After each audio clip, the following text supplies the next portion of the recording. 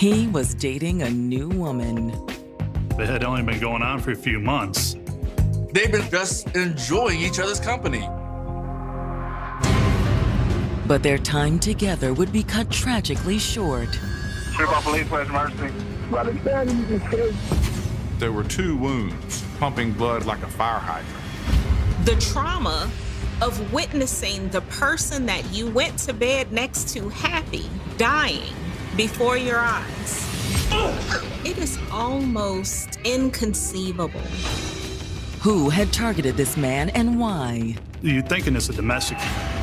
That attack was very personal, very up close. There was the element of the love triangle. The evidence is overwhelming. There are surveillance cameras everywhere. The footage was so good that you could see distinguishing factors. But while identifying the killer seems easy, arresting him won't be. At this point, he's desperate. This guy willing to shoot police officers. That's a whole nother ballgame. Come out now! That's when gunshots get fired. This guy is clearly unhinged. September 7th, 2020. It's Monday evening in Shreveport, Louisiana, a city of nearly 200,000 known for its diverse outdoor recreation. We have wonderful natural resources. If you're an outdoorsman, a hunter, or a fisherman, or a hiker. A lot of people come as far away from places like Oklahoma just to experience the sportsman paradise. But this paradise isn't perfect. Hello, Shreveport Police. Just before 7 p.m., Shreveport police receive a 911 call from the city's Queensboro neighborhood. It's an area that has, for decades, been the center of narcotics and crime. What's that? Me and my boyfriend was in here sleeping, and I know somebody came to the door. We standing in the church. The caller identifies herself as 30-year-old Bodicia Grant and says her boyfriend is 46-year-old Derek Taylor. But when asked for more information, she breaks down. I can't understand the answer, okay? I need you to try to... What is this 15 man? She said I can deal with this family. Man, okay, man. I'm so sorry. I'm trying to understand it, but I can't. I know you understand. I do. I need the... Man. That's when Bodicia hands the phone to a neighbor she'd run into in the parking lot. The neighbor is able to give 911 the address of the apartment so they can send help. But will they be able to get there in time? The boyfriend that was saying, be okay? I don't know. I haven't been up there. I might be bleeding out or something.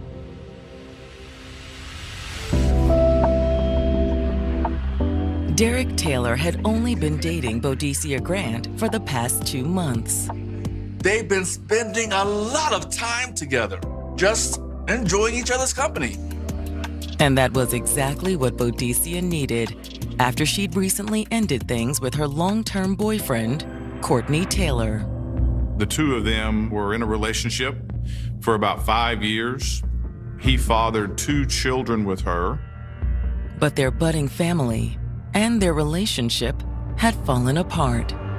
They had their children taken away from them, which I believe it had something to do with them splitting up.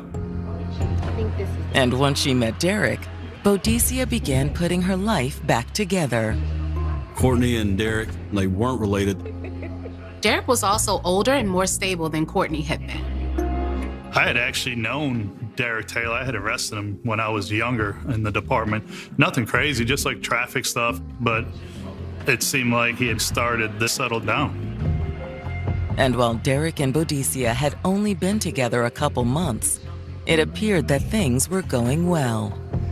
Derek had essentially moved in with her. But now, Bodicia and Derek may never get to see where their relationship could go. Miss Grant makes a 911 call, advises that her boyfriend is stabbed. Boadicia was so distraught during the call that she had to hand her phone over to the neighbor, who told the police their location. All right, I'm getting officers and the medical unit out that way. When first responders enter the apartment moments later, they find Derek on the floor. It was obvious of why she was upset. It was a bloody scene. You can see the stab wound. It's in a bad location. He has been stabbed in the arm and in the chest. Working quickly, the first responders drag Derek into the living room to render first aid. While it disturbed the crime scene, they needed room to work. That's an obvious chest wound. Yeah. Their deal is to stabilize, get him on a stretcher, get him to the hospital, and try to save his life. As the ambulance rushes Derek to the hospital, the responding officer attempts to get a statement from Boadicia. Oh, God! All right, I need you to tell me what happened, okay? I can't believe it! She's obviously very emotional, but manages to sketch out the basics of what happened. She said she had worked till 4 or 5 p.m. and returned home. Derek Taylor was already there. She was tired from work and went to lay down. He joined her in the bedroom. I must have done something. The next thing she knew, she woke to see Derek jumping out of bed. He was struggling, stating he had been hit. She described his wound as pumping blood like a fire hydrant. Confused and afraid, she followed Derek as he stumbled out into the hallway. He collapses on the floor. And according to Boadicia, that's when she ran for help. I knew I had to get him help as soon as possible. Because of how upset and emotional Miss Grant was, she was placed in a patrol car and officers were trying to settle her down. But luckily for the police, someone else is able to talk. Okay, so tell me what you saw. The neighbor has crucial information for the investigation. I think I saw the guy. 46-year-old Derek Taylor had embarked on a brand new relationship with Boadicia Grant. It had only been going on for a few months. Boadicia had been on the rebound from her breakup with her ex, Courtney Taylor. They had kids together, and prior to this particular incident, the kids were removed from them. After meeting Derek, Boadicia had been slowly putting her life back together. But now it looks like tragedy has struck again. Boadicia called 911 and reported that someone had come in and stabbed Derek. Police officers and medical personnel from our fire department respond and find Derek Taylor laying in the hallway of the residence outside the bedroom. EMTs waste little time getting Derek to the hospital. They do their job well, and I've seen it happen to where you just don't think they're going to survive, and they survive. All right, so tell me what happened, okay? In the meantime, the responding officer tries to sort out what happened. Although she's overcome with emotion, Boadicia is able to tell the police what little she knows. I must have done something. Miss Grant gave the account that they were sleeping in bed and she didn't know what happened. She says she woke up to find Derek yelling and bleeding heavily from his chest. Come over here with me. It's not much to work with, but fortunately for the police, they have another eyewitness. Their neighbor happened to be outside just working on his car. So you're the neighbor? And at a little before 7 p.m., he noticed someone coming out of Boadicia's building. You think it's a suspect? Had to be. He was moving rapidly when he came back around the corner to get into his car. And that was one of the things that drew his attention to him. He also said that the man was holding the front of his pants, like he had something stuffed in his waistband. Had something in his pants. So I thought it was real weird. Then a few minutes later, Boadicia came out of the building hysterical. When she started screaming that her boyfriend had been stabbed, the neighbor made the connection. When the detectives arrive, they have Boudicca and the neighbor driven to the station for formal interviews. We wanted to be able to speak to them away from the scene, away from any other chaos or distraction. But first, they examine the crime scene.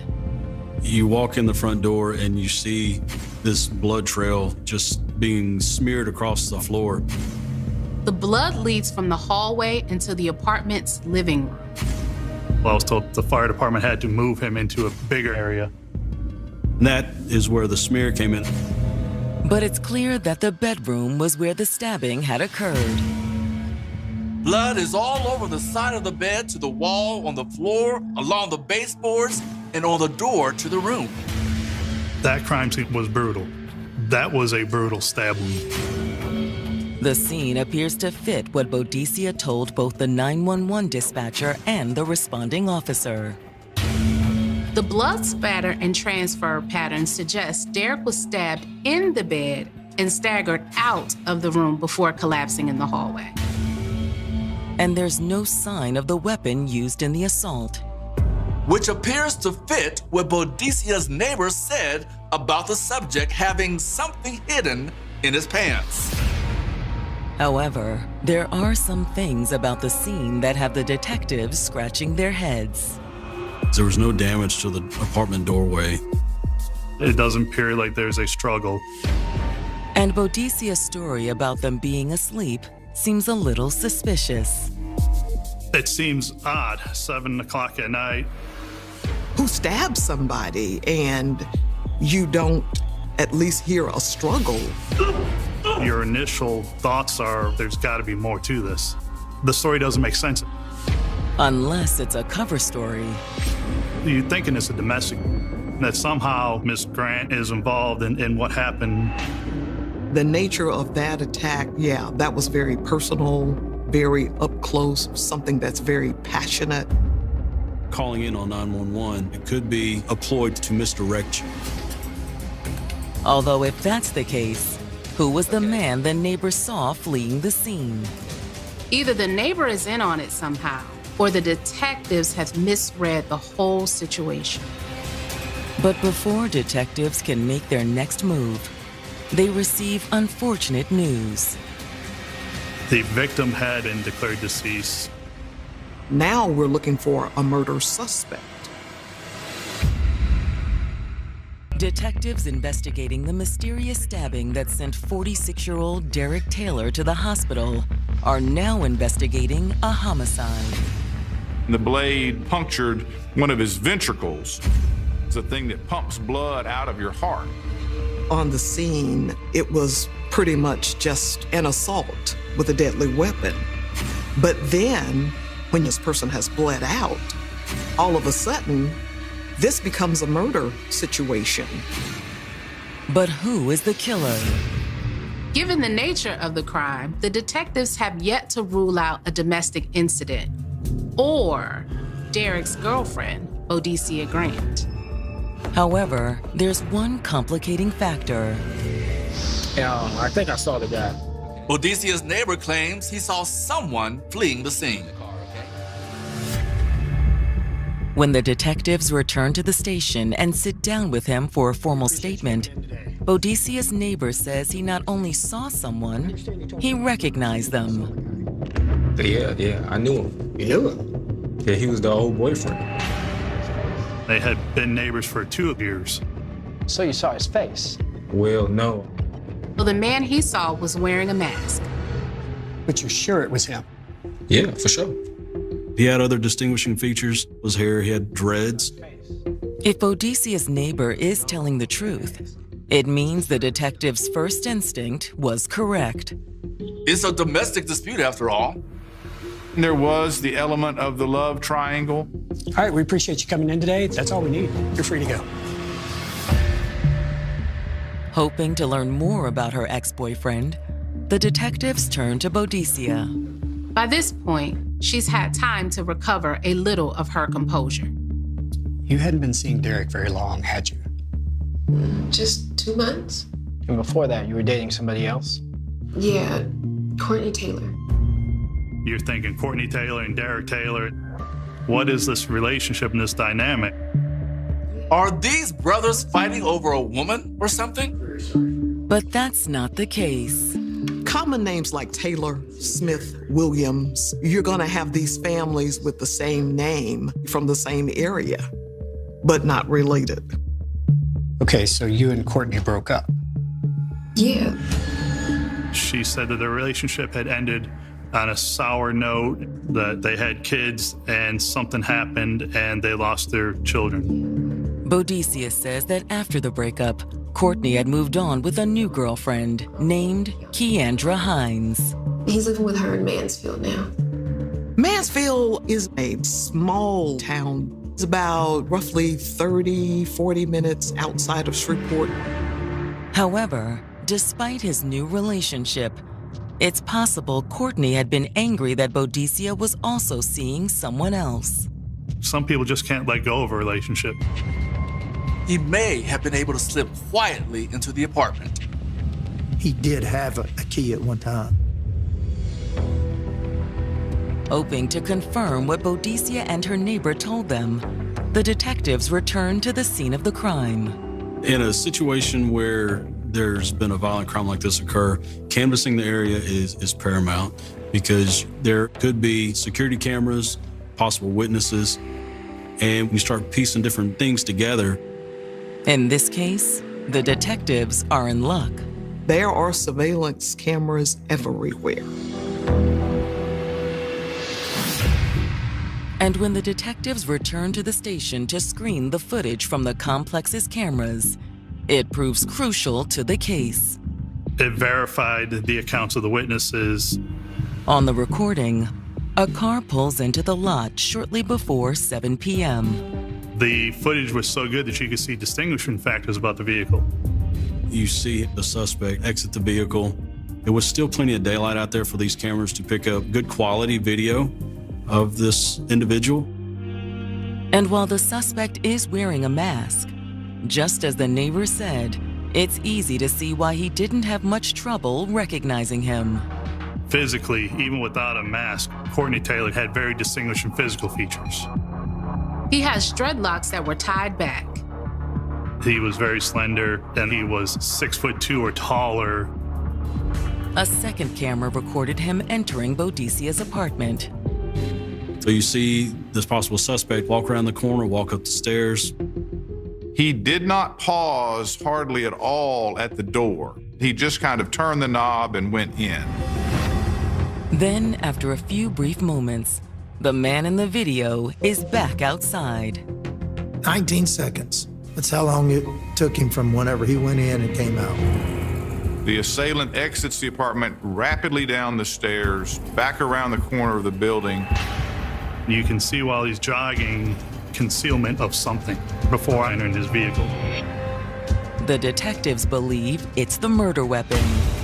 The footage from the parking lot also shows exactly what Boudicca's neighbor said he saw that evening. He was approximately 20 yards away. The video clearly shows him turn and look at the assailant and then follow his car as it leaves the parking lot. It's a tremendous piece of evidence for the detectives. Surveillance systems have become paramount in having an eyewitness that really speaks for itself. And the video in this particular case really helped. That's when those small pieces start coming together. Without that, the case probably would have centered around the 911 caller, Miss Grant. But now, coupled with Boudicca and the neighbors' accounts of what happened, the surveillance video is more than enough for detectives to secure a warrant for Courtney Taylor's arrest. But in order to arrest him, they have to find him first. The detectives start by looking up the registration for the car Courtney had been driving. When I ran the registration for the vehicle, it showed an address in a parish south of here. And the name on the registration is Courtney's new girlfriend, Keandra. Detectives reach out to the sheriff's office in DeSoto Parish, who send a patrol car to her residence. When we finally located the vehicle that we've been looking for, It's parked right outside Keandra's house. Car matches the description and license plate. Sheriff's deputies in DeSoto Parish have just located the car believed to be driven by Courtney Taylor, the main person of interest in the murder of 46-year-old Derek Taylor. We got a car with a matching description and license plate number. Derek had been dating Courtney's ex, Bodesia Grant. But the car was registered to Courtney's new girlfriend, Keandra. And once they find out who that car belongs to, it's kind of like connecting the dots. And now they found Keandra's car parked right outside her house. He saw the vehicle sitting there and contacted the residents.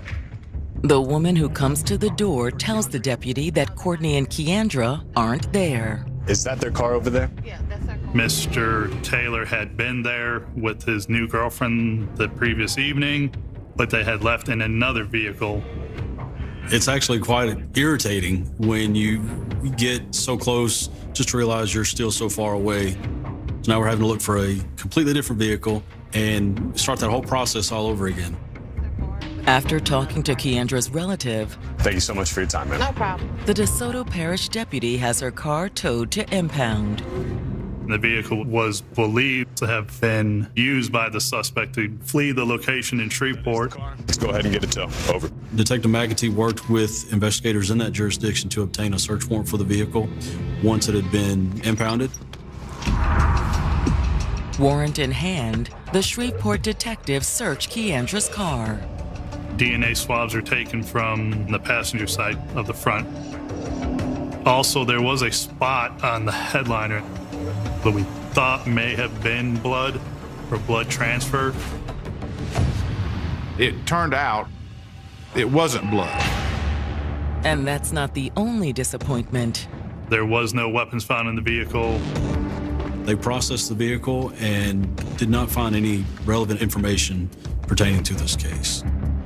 Therefore, the vehicle was released. Although when the detectives contact Keandra by phone to tell her she can pick up her car, she seems cautious. She was very guarded, just stated that she didn't understand why her vehicle had been taken. Well, it was part of a murder investigation. Really? She was told that Courtney Taylor was wanted for murder of Derek Taylor at that point. You don't know where he is, do you? No. In fact, she stonewalled detectives completely. She wouldn't tell us where she was so that she could be interviewed. If you do see Courtney, let him know we'd like to talk to him. She now had my phone number. He could reach out and call me or come in for an interview. Not that detectives have much hope of that happening. I 100% felt that she was more worried about Mr. Courtney Taylor than the victim. That was attacked and stabbed while asleep. With Courtney apparently in the wind, detectives are even more certain he's their man. It's like detectives always say, when you're guilty, the first thing you do is run. And the fact that he is still at large is more than a little unsettling for Bodesia. Living through what she just lived through, I can understand some amount of fear in her knowing that Courtney Taylor was still out there. It is almost inconceivable what it must have been like to wake up to your partner gasping for breath, bleeding, trying to cling to life, the confusion, the trauma of witnessing the person that you went to bed next to happy, dying before your eyes. I'm sure this entire time she was sitting on pins and needles wondering if Courtney was coming for her. However, despite spending the next several months trying to locate Courtney, he manages to elude capture. Until, in early December, a tip comes in from Shreveport Crime Stoppers. This tip identified an exact location where Courtney Taylor is supposed to be staying with his new girlfriend. But is it too good to be true? After we received the Crime Stoppers tip, I drive by and observe the sedan that I have previously impounded and released. It's the same car that Courtney had been driving in the surveillance video.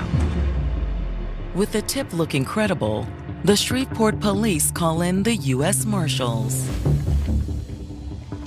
They're going to try to execute the arrest warrant for Courtney Taylor at this residence. U.S. Marshals, open up!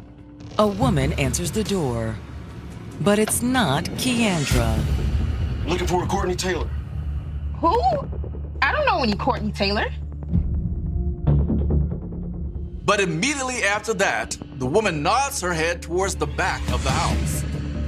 She was alerting them with her body that he was in fact there. She just doesn't want Courtney to hear her. After moving the woman to safety, the SWAT team storms inside. Clear. Clearing the house, there's no sign of the suspect. Clear. Until they come to a closed bedroom door. U.S. Marshals, come out now! As the officers are about to step into the room, shots are fired from the other side of that door.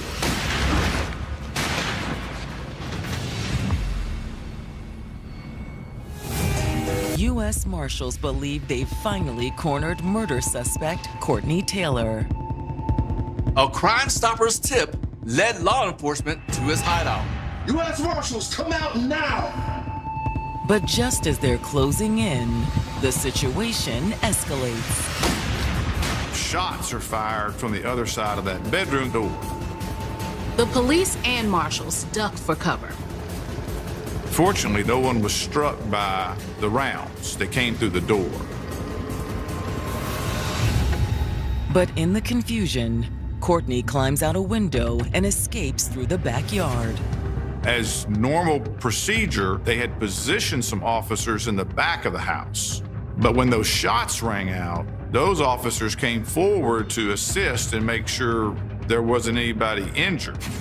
Well, that allowed the suspect to escape. He fired the rounds so he could get out of the house. He shot through the door to slow us down. But his desperate move only makes the police more determined to find him. The fact that this guy's willing to shoot at a law enforcement officer, it amps it up. We got to get this guy. It's all hands on deck. And for at least some of the detectives searching for him, finding Courtney had become personal. One of my best friends on earth was shot at because I sent him there. Oh, that was a rough couple hours. You know, law enforcement is a group of people that are loyal, that are going to go the distance for you. Although for the moment, all detectives can do is search the house where Courtney had been hiding out. They recovered the shell casings from inside the room where the suspect was, and they recovered the projectiles from the other room where the bullets passed through the door. While the search for Courtney continues, the news of his harrowing escape puts the community on high alert. There's somebody still actively out there that's willing to shoot at police and willing to shoot someone else to get away. How can anyone feel safe? But with Courtney's picture now all over the news, it isn't long before another lead comes in to the Crime Stoppers tip line. Supposedly, Courtney is in an apartment across the river from Shreveport in Bossier City, Louisiana. And when police arrive, there's no shootout with Courtney this time. They were able to take him into custody without incident.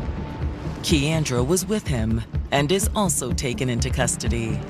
She knew why he's being searched and looked for, and still saying, all right, I'm gonna help hide you. And at that point, she is just as much part of the problem as Mr. Taylor was. Courtney's arrest is welcome news for Boadicea and all of Shreveport. That had to be a relief for everyone. This guy committed a murder, and this guy needs to be in prison. And in this case, the community needs to be thanked because I don't know who those Crime Stopper tips were from. But whoever they were from knew enough and provided information that did result in somebody wanted for a brutal murder taken off the street. Once in custody, Courtney refuses to talk. Courtney stated that he was not going to speak to me, had nothing to say to me, and had no idea why he was under arrest for murder. However, now facing accessory charges, Keandra is suddenly more cooperative. Although according to her, she'd had no choice. She's claiming that she's afraid because he told me he would kill me.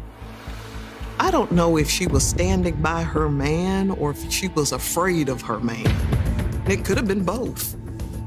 We found the car in Mansfield, we impounded it. The car's then released, and then the car is found again in Shreveport where he is staying with her. And so after that, he evades the police. Then he's captured in Bossier, and she's with him again. I don't think that there was any control over her. She wanted to be there. She went along for this ride like Bonnie and Clyde. However, there is one person that Courtney is trying to control, even from behind bars. In May of 2021, Boudicca gets a phone call from Courtney, who is in jail awaiting trial. In our local jails, inmates are allowed to make phone calls. All of those phone calls are recorded. And from the recordings, it's clear that he's trying to sway her testimony. You can't make people say that you don't know. I promise you that. You're dealing with a violent offender who feels like he had ownership of Miss Grant. And regardless whether we're broke up or not, that's my woman. We have 2 kids together, and then no one else was gonna see her. It's okay for him to have another girlfriend, but she's not allowed to have a boyfriend. That goes back to the ownership and the control, almost like she's a piece of property and I own you. After evading authorities for 3 months, murder suspect Courtney Taylor is finally in custody. The crime occurred early September, and he was arrested early December. He was booked into Bossier Parish Jail, extradited back to Shreveport. And prosecutors have an abundance of evidence against him. The main items were the surveillance video and that eyewitness in the parking lot. And then Mr. Taylor's actions when police did corner him and he shot it out with them and made a second escape. That showed his guilty conscience. Still, the district attorney believes Courtney's ex-girlfriend, Boudicca Grant, will be essential. She made the case. She was 75% of the evidence. And it was obvious the prosecutors weren't the only ones who thought so. On May 6, 2021, Courtney calls Boudicca from jail. The call starts off on a seemingly friendly note. I miss you. Defendants do make these phone calls. They remind them of the good times, of the love that they shared, of the children that they shared. And all of this is trying to prevent witnesses from testifying. I ain't did nothing. You heard me? He was attempting to direct Miss Grant to testify that she didn't know what happened. But in the process, Courtney ends up implicating himself. What happened? You was asleep. How would he have known she was asleep if he had not been in the room? When you're guilty, you do dumb things. There's an automated thing on the line that says this call will be recorded. But for whatever reason, unbeknownst to me, criminals will spill the beans over the phone. And it's not uncommon where they're not directly saying they had involvement, but they're saying enough. You heard what I said? You don't know you was asleep. You don't know what the hell going on. You hear me? Despite the pressure, Boudicca refuses to budge. You know, they should pay me. She needed the cover of our subpoena. That's a man she had had a 5-year relationship with, the father of her children. To say that she no longer had feelings for him would be silly, right? But that court order emotionally helped her parse her role in this. But as Courtney continues to push, Boadicia loses her patience. You should never came there and messed with that man. I'm not gonna lie. I can't. She was very forthright on the phone call. She basically told him she was going to show up and tell the truth. When Courtney goes on trial in May of 2023, the prosecutors open their case by describing Derek's murder as an act of domestic violence. A lot of people, when they hear domestic, they're used to hearing a male-on-female interaction, but that's not always the case. This is still a very domestic case in the sense of an ex-boyfriend stabbed and killed the new boyfriend. Domestic violence, it's about control. They're going to go back and try to gain control one way or the other. And usually, they're going to gain that control through violence. According to the prosecutor, that's exactly what Courtney was doing when he went to Boadicia's apartment on the evening of September 7th, 2020. We can assume that he might have had bad intentions. Whether or not he knew he would find Derek Taylor there, I don't know. It might have just been a situation, as we say, wrong place, wrong time. Regardless of whether he knew Derek was there or was surprised to find him in bed with Boadicia, Courtney struck silently and swiftly. A knife doesn't make any noise, so if, in fact, the assailant had just stabbed and then immediately left, I don't doubt her statement that she didn't see the assailant as he left. He was familiar with the apartment. He could have moved silently, and he could have left quickly. And in fact, we see that on the surveillance video. And while Courtney made his way back to his car, there was chaos inside Boadicia's apartment. Waking up to getting stabbed, not knowing what's going on, I couldn't begin to imagine what Derek Taylor was thinking in those moments. Baby, what's wrong? Hold on, wait. It's unspeakable. I don't know how anybody could think to do that to someone. When it's time for Boadicia's testimony, she doesn't back down. When she testified, it was tense, but she did a good job. She testified truthfully. She spoke clearly. A lot of times people will just disappear and they'll talk so softly that the jury can't hear them. But she spoke out. However, there was one thing she couldn't say. She couldn't positively say that she saw Courtney stab Derek. I don't think she was trying to avoid any responsibility. I think she probably did not actually see him. When it's the defense's turn, Courtney's attorneys leap at the opening. Counsel for the defense argued that there wasn't a quote-unquote witness to this event. But when the jury reaches its verdict, it's clear that the prosecutors had made their case. The jury found him guilty of second-degree murder. Courtney's sentenced to life without parole. This guy will spend the rest of his life in jail. You won't hurt anybody else. You won't have any more victims. That does bring some sense of relief for the family and loved ones of Derek Taylor. For her role, Keandra is convicted of accessory after the fact, but faces a much lighter punishment. She was sentenced to just 2 years of supervised probation. But even if Courtney is where he belongs, it can't make up for all he took from Derek's loved ones. Here was a man whose life was snatched away from him for no reason other than he happened to fall in love with a woman who'd once been in a relationship with a madman. And Derek probably never saw it coming. From our investigation, Derek Taylor had no understanding that somebody out there wanted him dead. There didn't appear to be any beef or any conflict between Derek Taylor and Courtney Taylor prior to this incident. You never know in a relationship where the drama or issues are going to come from. And I believe He absolutely adored her children. Era una niña bien dulce, dulce, una buena hija, una buena madre. Until a vicious killer ended her life. What are you doing here?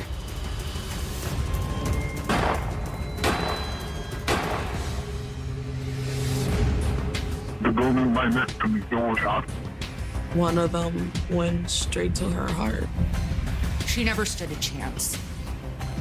The police have no trouble identifying a suspect.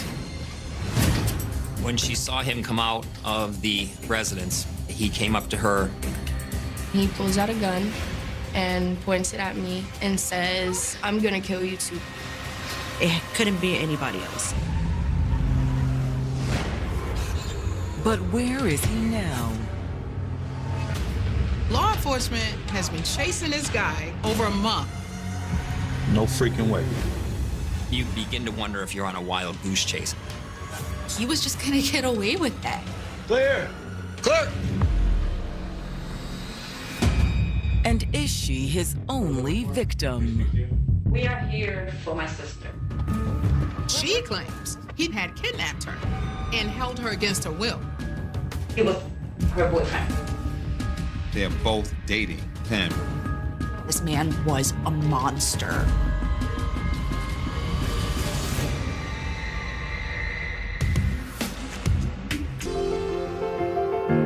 February 4th, 2019. It's Monday in New Britain, Connecticut, a former industrial town that's now home to a thriving immigrant community. New Britain's actually a really interesting city in Connecticut. It's a very diverse place. It definitely has its charm to it in a lot of ways. Having a large amount of Latinos in the community, they kind of all created their own little subsets in the city. So Barrio Latino has like predominantly your Latin bakeries and your coffee shops and your restaurants. Hay muchos hispanos de diferentes nacionalidades. Siempre nos gustó. But a little before 6 that evening, an urgent 911 call comes in from a resident at an apartment complex across town. He reports hearing some gunshots. He also said that he saw a red SUV speed off. As officers head to the scene, another 911 call comes in. It appears related to the call reporting shots fired. The caller says she's concerned about her daughter, 27-year-old Alice Figueroa. Alice went into the apartment to get a few things because she was in the process of moving out. She stated that her granddaughter was sitting in the vehicle with Alice's children, waiting on her to come out of the apartment.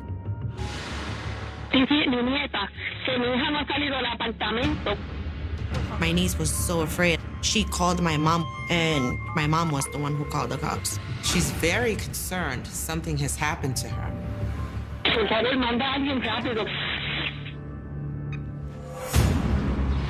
When the officers arrive, one of them looks for Alice's niece, while the others head to the apartment.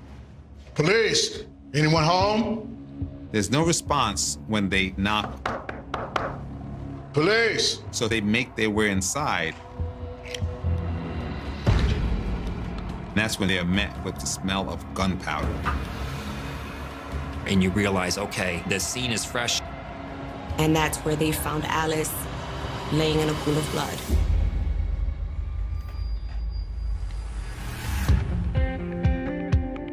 A mother of 3, Alice Figueroa lived for her kids.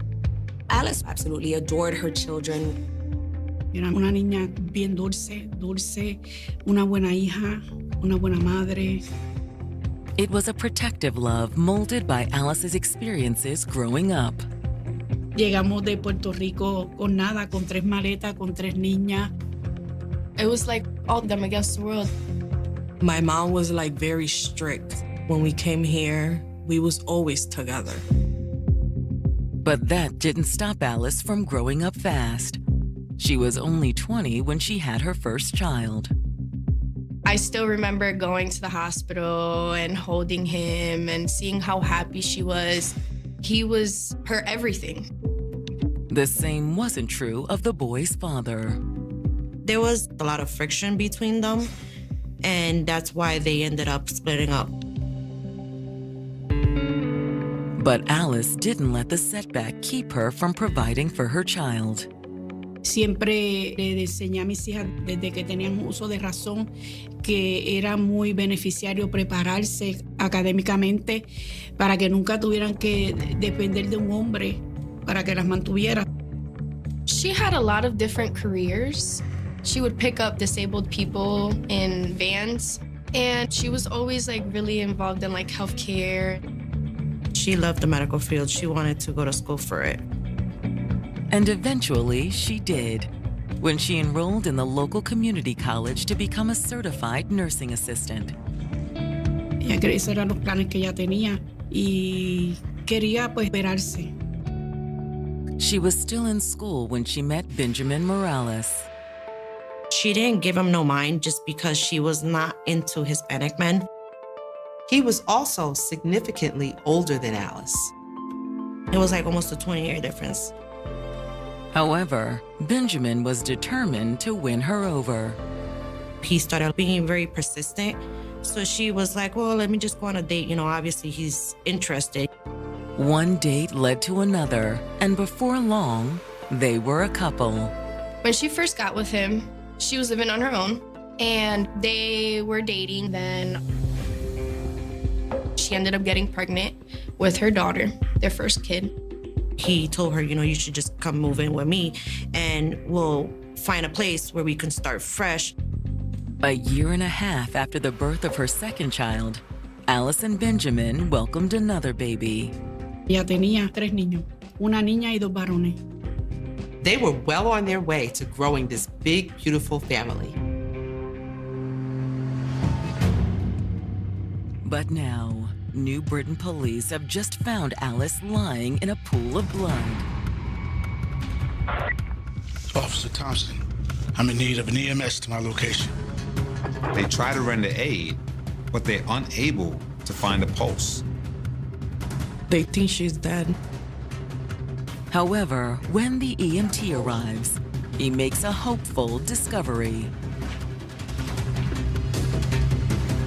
Yeah, I got a pulse. There was a faint pulse. Alice is still alive.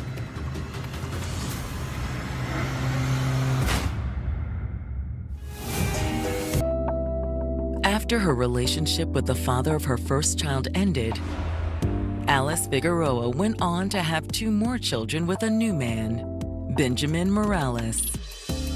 She didn't date older men. That was the first. But the age gap seemed to provide a sense of security for their growing family.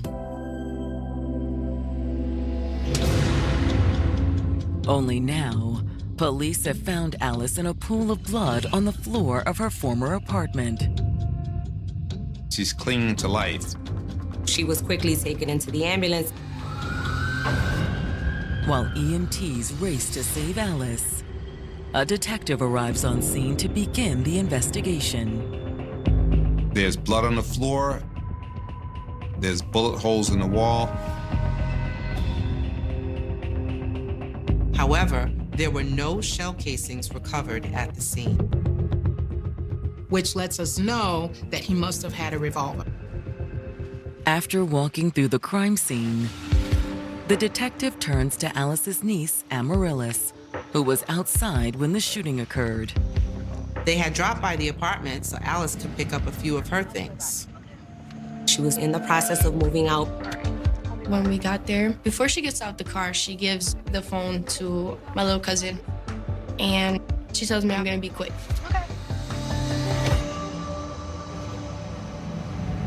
Not even 30 seconds later, the car zooms in right in front of us. It's Benjamin.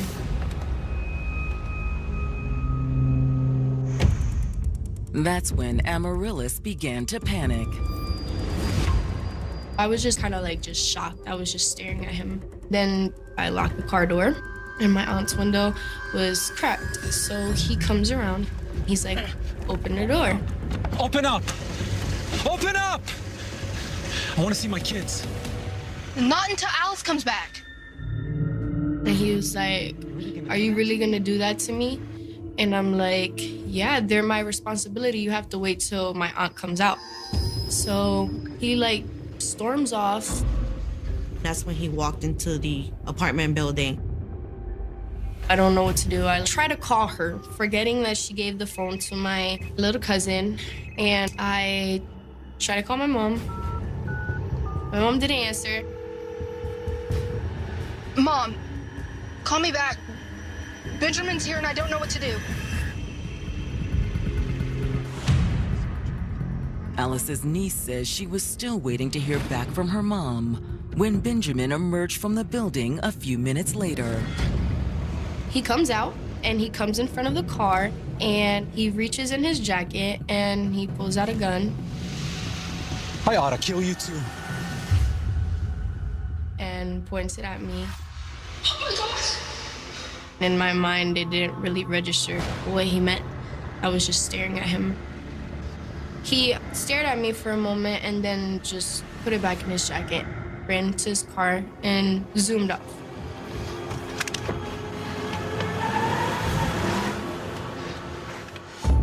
Alice's niece, who was only a teenager, waited for her aunt to come out the building. When she didn't come, she got scared. Now I'm beeping the car horn because she's not coming out. And I'm just beeping and beeping and beeping. And then that's when I literally, my head, it clicked. I'm like, he killed her. He shot her, but I'm like, I didn't hear no gunshots.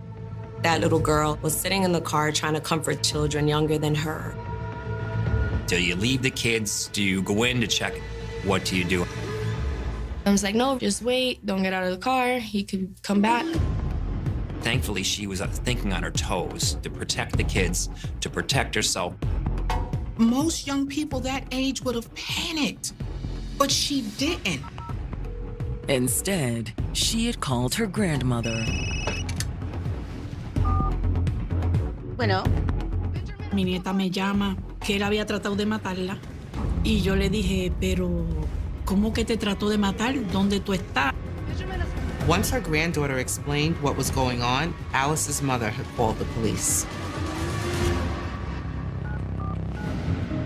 After taking her statement, the detective issues a bolo for Benjamin and his vehicle. They have a suspect. They knew what kind of car he had, and now all things start moving to try to find Benjamin Morales. While the search for Benjamin begins, Alice's family converges at the hospital. We were all in the waiting room. We thought that it might be a possibility that she was still alive. But those hopes are soon dashed. Finally, this doctor came into the room and said, I'm sorry, she didn't make it. The doctor told us that they did everything they could, but that she didn't survive due to her injuries. And I just cried. My heart dropped and started crying. Like, no. I kept saying, what? Alice's family is still in shock when the detective arrives. I'm so sorry for your loss. But they're not surprised to learn that Benjamin is the primary suspect. She would tell me he was gonna kill her. It couldn't be anybody else, because she'd never had any issues with anybody. Anyone, that is, besides Benjamin. Abusive relationships don't start off as being abusive. They could be very loving at first. And as time goes on, power and control starts to kick in. She was never able to come to my kids' party or any gathering that we did with our family. She went a year or two without talking to us. At first, I just thought that she just wanted to separate herself from everyone. But he did that to her because he was treating her so badly. Alice realized that she was in a dangerous situation, but she had children to take care of. Benjamin had threatened to take what she values most if she ever left him, And Alice's mom said that meant that he would kill her oldest son. He used her family and her children against her because he knew that that was the only control he had over her. She was scared to go. Until eventually, Benjamin forced her hand. He had assaulted her and really messed her up really bad. So she ended up calling the cops. They were able to give her a restraining order. They also put out a warrant for his arrest. While Benjamin hid from law enforcement, Alice moved on with her life. Yo le dije, mira, Ali, tú tienes que salir de ahí, tú tienes que salir de esa relación tóxica. Esa es una relación tóxica.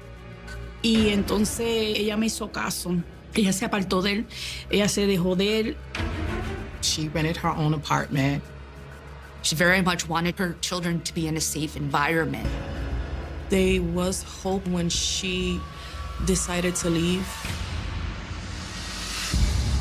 But with Benjamin still at large, the family feared what he might do next. I kept telling my mother she has to go somewhere far, like leave out of the state. At the time when someone decides to leave a partner, that is the most crucial time because that's usually when the victim is harmed. And that appears to be what happened. When he finally realized that she wasn't going to come back is when he made the decision to do what he did. And now, only a few hours after Alice's murder, police believe they have Benjamin cornered. Detectives get a call from a confidential informant, and they say that Benjamin is at a nearby hotel. And it sounds like he won't go quietly. They say that Benjamin is either planning to commit suicide or to shoot it out with the police.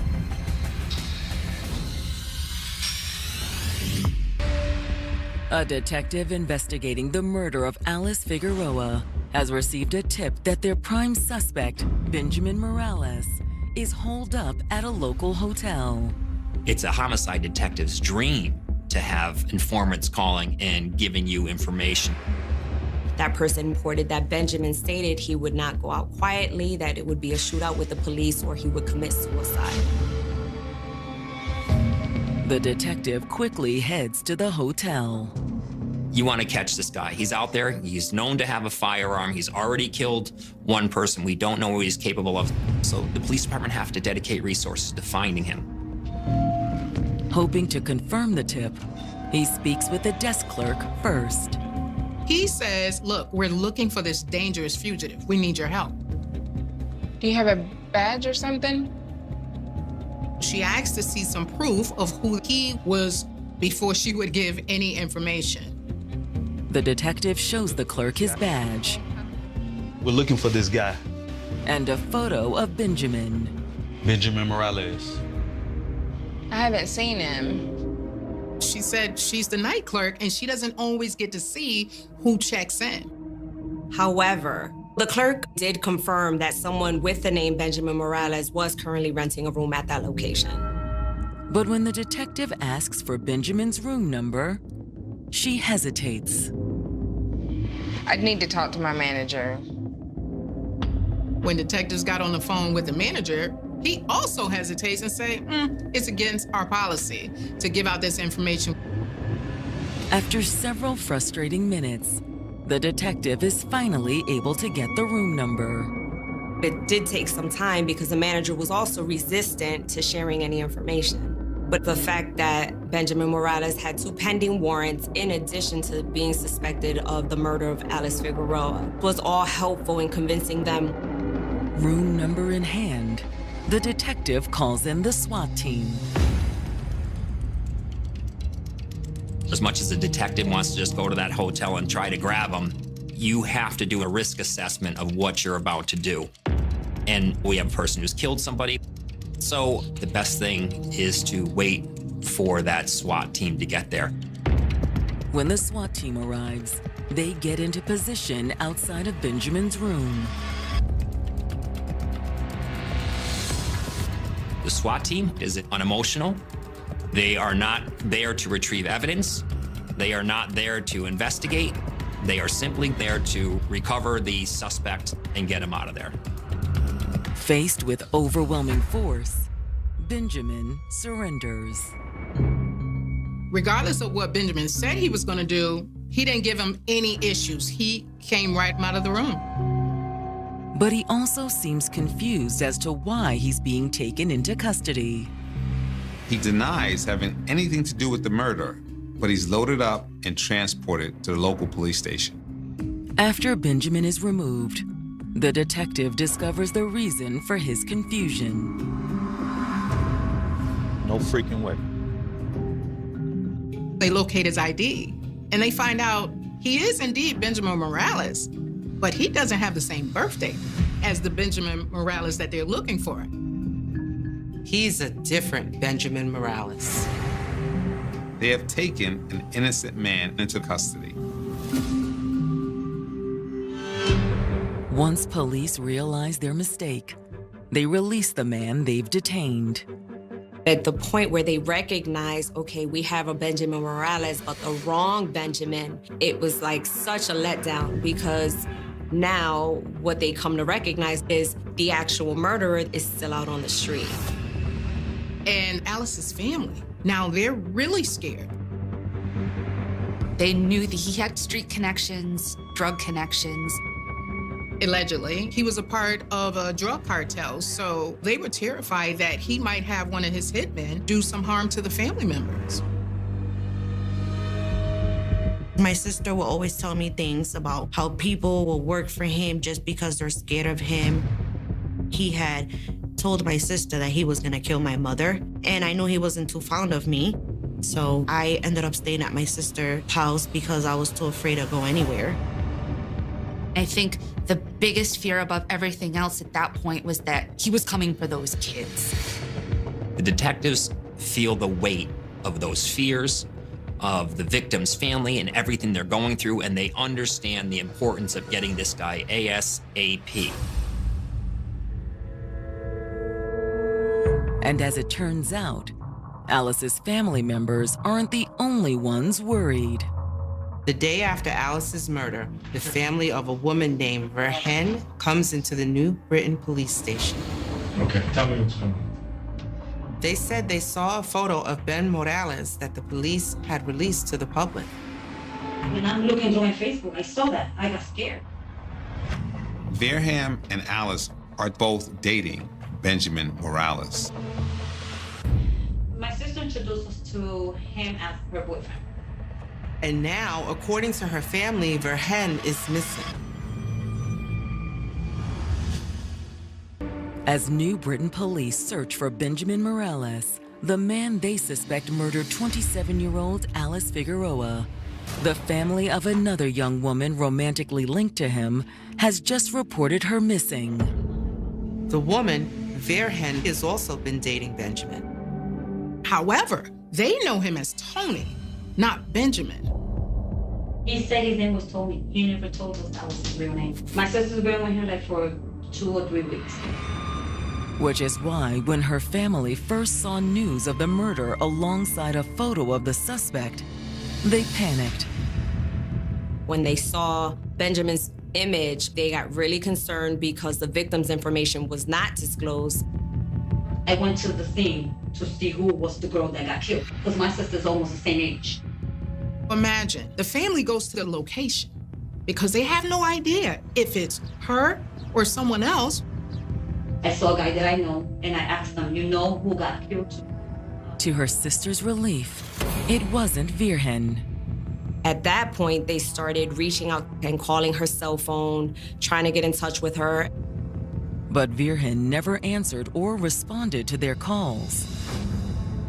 Which immediately raises a new question. She's either a fugitive or she's another victim. The situation becomes clearer 2 days later when 𝐅𝐔𝐋 shows up at the New Britain Police Department to speak to the detective. She claims that Benjamin had kidnapped her and held her against her will. And according to Virgen, it all started the evening of Alice's murder. She says that she's been hanging out with Benjamin and that they had driven into New Britain. I had to run a few errands, so he dropped me off. He was supposed to wait for me. When she walked back to be picked up, Ben was gone.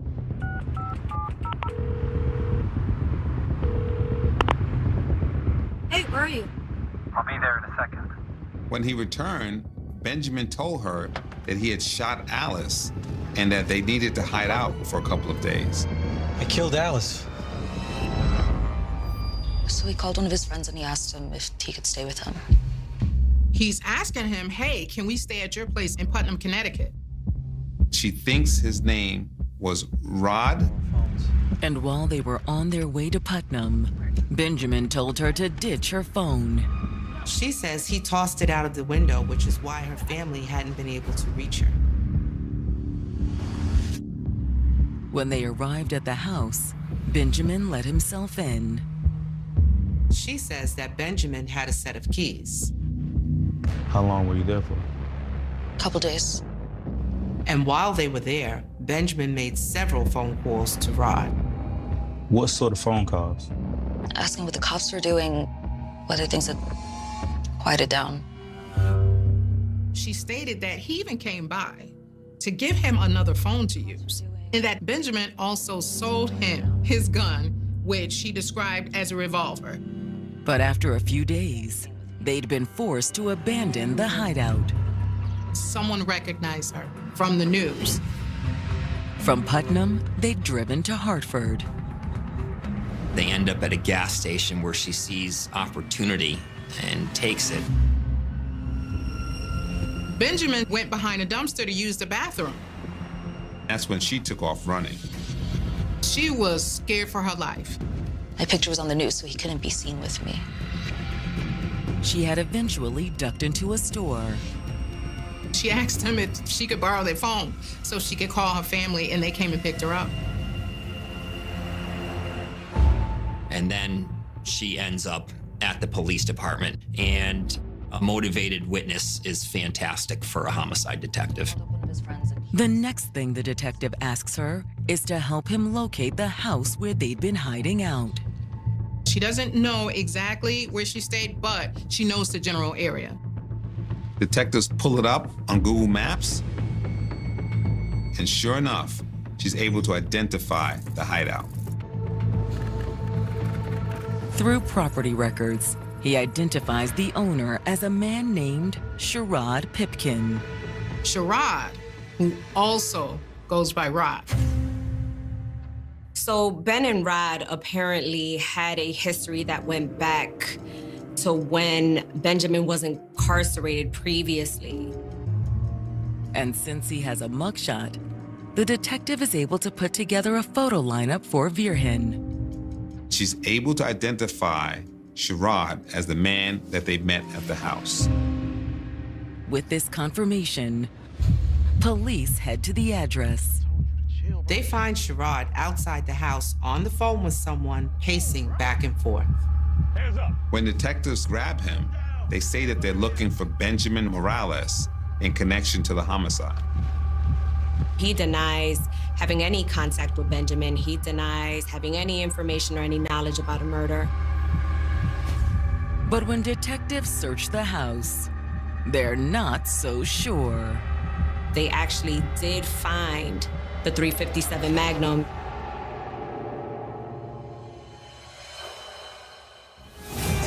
Just recovered what they believe to be the weapon used to murder Alice Figueroa in her ex-boyfriend Benjamin Morales' hideout. When the house was searched, they found the gun hidden in a wall panel. It's a .357 Magnum, and it matches the description of the gun both Virgen and Alice's niece said Benjamin was carrying on the day of the murder. No shell casings were found on the scene as a result of the fact that a revolver was used. The detective has also brought in Sherrod Pipkin, the man who owns the property. He continues to deny that he knows anything.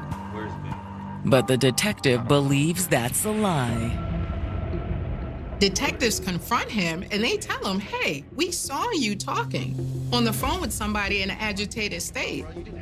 He suspects Sherrod was on the phone with Benjamin. But he denied that it had anything to do with him being kidnapped or what was on the news. He stated he was talking to somebody about doing building repairs. He told police there was a plumbing issue at the property, and he was talking to someone about a fix.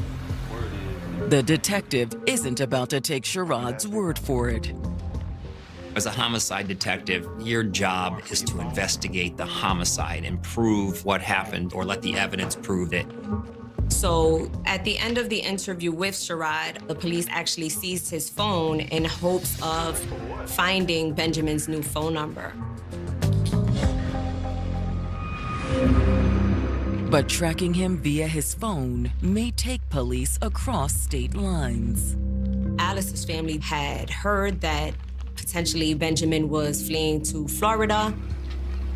Oklahoma was another possible destination. According to Alice's family, Benjamin has an uncle that lives in Oklahoma, and previously he'd been seen driving an SUV with Oklahoma plates. However, despite what the family has heard, when the detective gets his first solid lead on Benjamin's whereabouts, he's not anywhere they'd expected. They were able to track him down to a small town in South Carolina. Police believe he's in Georgetown, midway between Myrtle Beach and Charleston. His phone was active, and they were able to ping his location. I don't know how we solved homicides before cell phones, but now that everyone has a cell phone, everyone has a digital footprint. Get a hold of the cell phone, and the cell phone is gonna tell you everything.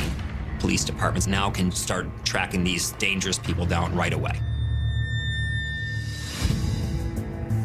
GPS coordinates place his phone in a trailer well outside of town.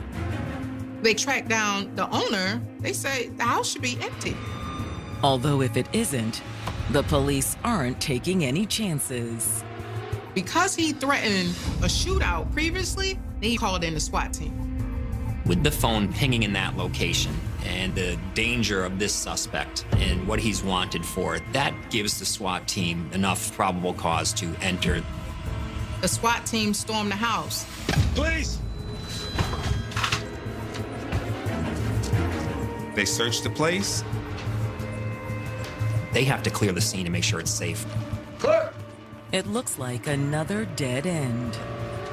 Benjamin is nowhere to be found. You begin to wonder if you're on a wild goose chase at that point. Clear! It looks like they have missed him again. But then, before the SWAT team exits the trailer, an officer passing through the kitchen happens to check the refrigerator. What do they find huddled inside? Benjamin. See hands! Step out! Step out now! Step out! Hands up! Hands above your head! It was 3 days before my 16th birthday. The day that she died, it affected me a lot. I barely graduated.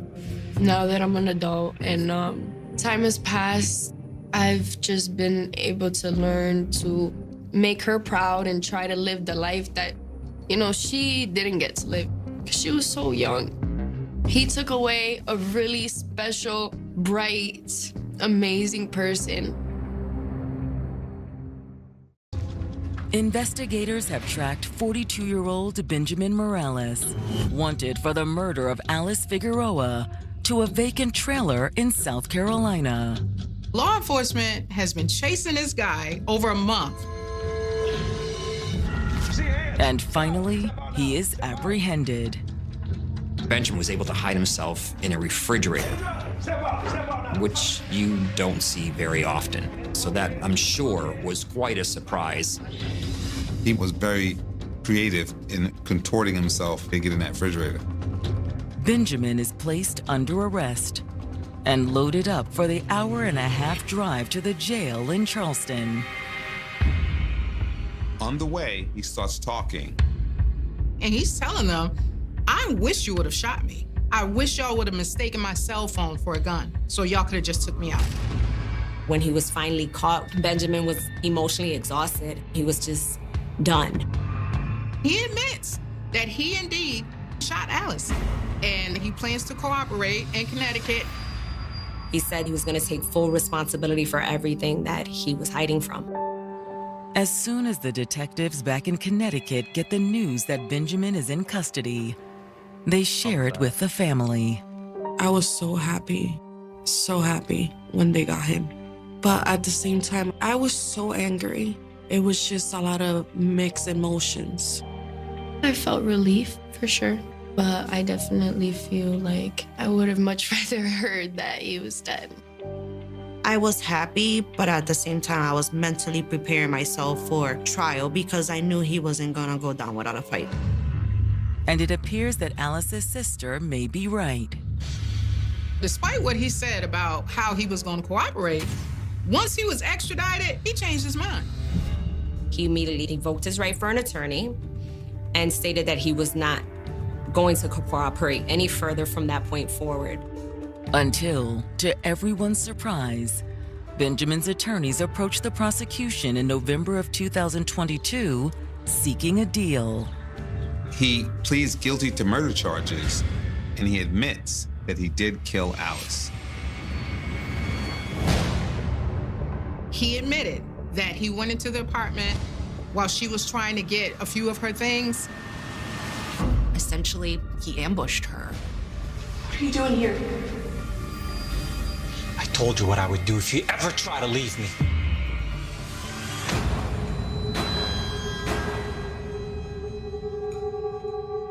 She never stood a chance.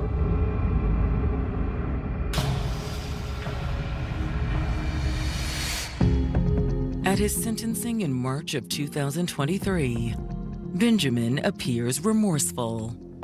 He decided to do it virtually. That doesn't surprise me. It just shows he doesn't even have the guts to look at Alice's family in the face after what he did.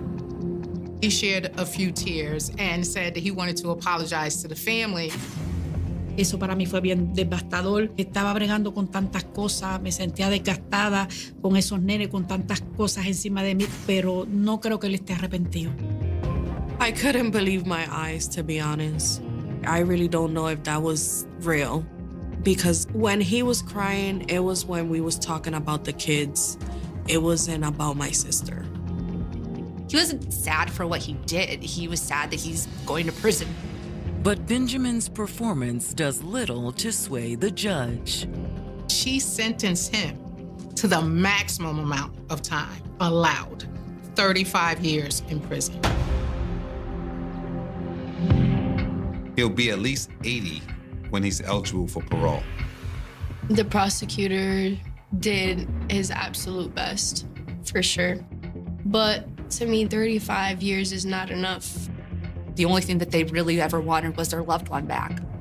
And no sentence will ever do that. But while Alice's family can't get her back, they're committed to keeping her memory alive. Uno de mis planes y mis propósitos es levantar un ministerio en la iglesia, un ministerio sobre ayudar a las mujeres de violencia doméstica, porque hay muchas mujeres allá afuera, así como mi hija, que están perdiendo la vida, que están siendo maltratadas, que están siendo abusadas porque no se atreven a hablar, porque no tienen un apoyo, no tienen quien las apoye.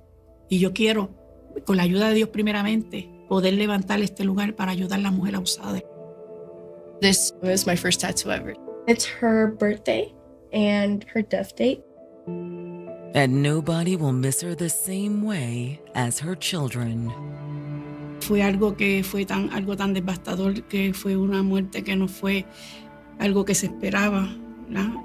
Fue una tragedia y esto fue un trauma, ha sido para ellos. Ellos la echan mucho de menos.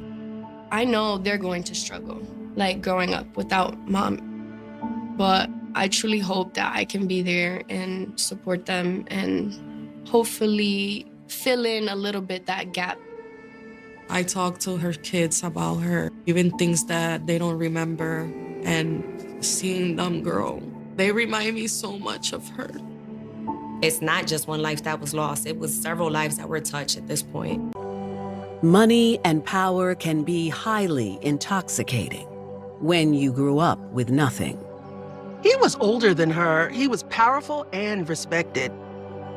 He bought her lavish gifts. He spoiled her. He really made her feel special. But wanting to hold on tight to this new life can sometimes cause you to do the unthinkable. There are bloodstains all over the driver's side of the vehicle. It's starting to look like this was possibly a setup.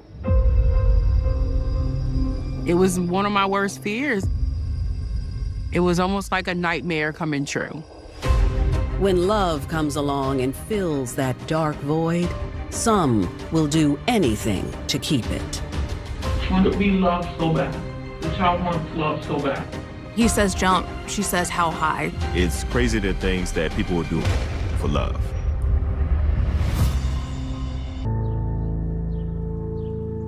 March 30th, 2012, New Orleans, Louisiana. Known for its infamous Bourbon Street and Mardi Gras, the Big Easy is like no other city in the world. When people think of New Orleans, they think of parties, the good times, the festivals, Jazz Fest, Essence Fest, Mardi Gras. But just before dawn on a warm spring Friday morning, New Orleans Police Dispatch receives a 911 call. It was about 5 a.m. A caller said that there was a car stopped in the middle of the street and it was still running, and the driver appears to be slumped over in the front seat. They were just concerned, didn't know if the person might have had a medical event or might be intoxicated in some way.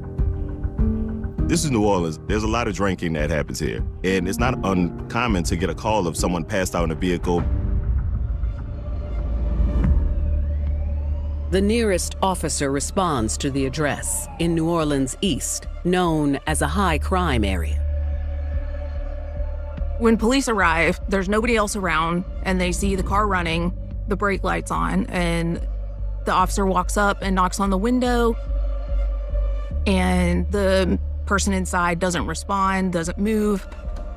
The officer opens the door and sees a man in the driver's seat with his foot still on the brake and the car still in drive, but the man is not responding.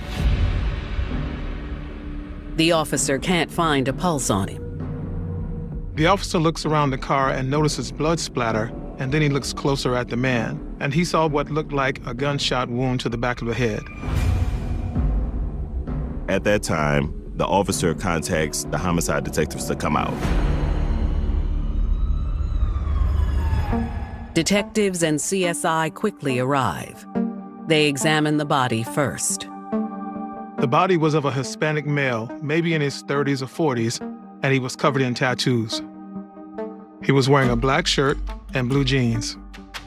They notice multiple bullet wounds in the back of this man's head. The detectives notice that his pockets were flipped out, and he doesn't have a wallet, which is usually a sign that he was robbed. Yet there are no signs of a struggle. He was clearly taken by surprise and executed.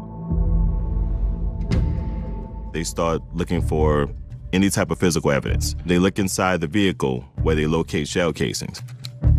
Detectives collect two .40 caliber spent casings from the rear driver's side seat and one spent casing in the right front passenger seat. They also find a spent pellet lodged in the front ceiling of the car. There are bloodstains all over the driver's side of the vehicle. Based on the blood splatter, the position of the wounds, and the location of the shell casings, detectives theorize that the shooter was likely sitting in the back seat. It suggests that whoever the killer was, it was someone that the victim either known or he allowed to get in his personal space. Was this just a random robbery or something far more calculated? Investigators also theorize that the male must have been slowing down or come to a stop when the shooting occurred, since his foot was still on the brake. Unfortunately, they have no idea who the victim is, although they do find something interesting in the back seat. They find a bag in the back seat. They go through that. They can't find any sort of identifying information. It did have a bunch of tattoo supplies, tattoo guns, tattoo needles, things of that sort. And he's covered in tattoos, so this could possibly help police identify him. After investigators' initial survey of the vehicle, a crime scene technician collects the evidence. They collect blood samples from various spots throughout the front seat. They are looking for any sort of fingerprints they can collect, any sort of fibers. They actually take DNA samples from the inside-out pockets on the victim, just in case they might get some touch DNA. Meanwhile, others on the force begin knocking on doors and looking for security cameras. This is a desolate area. There were a lot of abandoned buildings and not very many people around. And the few people that they did find didn't see anything, didn't hear anything, and there were no cameras in the area. The detectives don't have much to go on. They don't know who the victim is, they don't know why he was at this location, and they don't know who he was with. All police have is the car. Investigators run the plates on the vehicle, and it comes back registered to a woman named Tiffany Morris. Detectives obtain her address, and around 8 a.m., they head to her home. Police explain to Tiffany why they're there. They're investigating a homicide. They ask her if she owns a silver sedan. She says yes. And they give her a description of the man that was in the driver's seat. That's when Tiffany breaks into tears, saying that that is her boyfriend, Jose Preciado.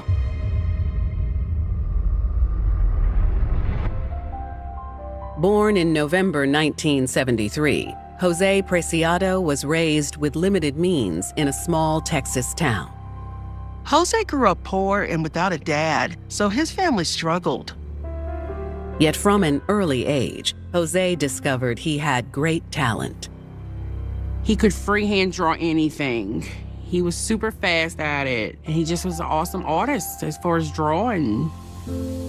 Jose's artistic passion soon led him to the world of tattooing. He started off with the homemade tattoo gun, which would be the sewing needle with the ink pen and the motor, and you give him a picture, he could draw it on you with an ink pen and do it. And then over the years, he's gotten better, and he got a real tattoo gun and started doing them like that. He would travel around, and people would call and ask for one. And he would come and do it at your home, so it was a lot of word of mouth. With his outgoing personality, Jose quickly made a career out of it.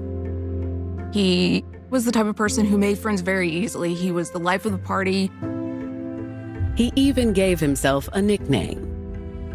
Everybody on the streets knew him as S.A., not Jose. And he had S.A. tattooed across his stomach in big old English letters. Everyone knew him as S.A.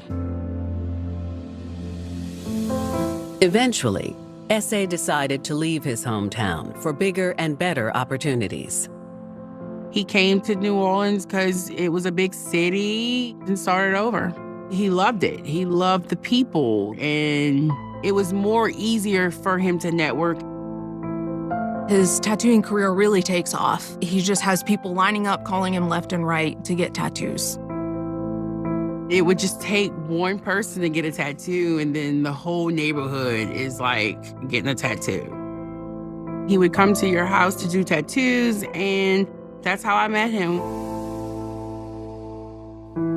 S.A. met Tiffany Edmonston in 2002. I wanted a tattoo, and it was pretty much all he wrote. Love at first sight. He was my first love. He was sweet. He was kind. He was different than the guys that I was normally around. I love that he put me first. S.A. and Tiffany quickly became inseparable. Eventually, they started a family. They actually told us the whole time that he was going to be a little girl. 9 months later, a little boy came out, and we was ecstatic. And then 3 years later, we had our daughter. He loved being a father. A family is something that S.A. always wanted, since he didn't really have a strong family growing up. So he was just really excited to have a family of his own. He wanted his kids to have a better life than what he did. He wanted to be present in it. He wanted to provide everything that he didn't get to do as a child. He wanted them to do. S.A. channeled his devotion to his family into his tattoo business. Unfortunately, that meant a lot of time away from home in some unsavory places, which eventually caused him and Tiffany to end things. He's going out at all hours of the night, meeting strangers all the time. You know, you don't know who you're meeting out there. I started to not agree with the tattoos. Now, we have 2 kids. You need to be safe. I would worry about is him going out there to leave to go do a tattoo and never coming back. Now, homicide detectives are at his new girlfriend's door, telling her S.A. has been murdered. It was one of my worst fears. It's like what I was scared that would happen. It was almost like a nightmare coming true. She agrees to come down to the station and help investigators any way she can. That's when they get their first big lead. Received a phone call. It was around 3:30. Do you know who this person was? On March 30th, 2012, New Orleans detectives are investigating the murder of 38-year-old father and local tattoo artist, Jose S.A. Preciado, found dead behind the wheel of his girlfriend's car. It looked like he had fallen victim to a violent robbery. He was found in his vehicle with his pockets flipped out and no wallet and no money. Detectives have just informed his girlfriend, Tiffany, and she agreed to speak with him.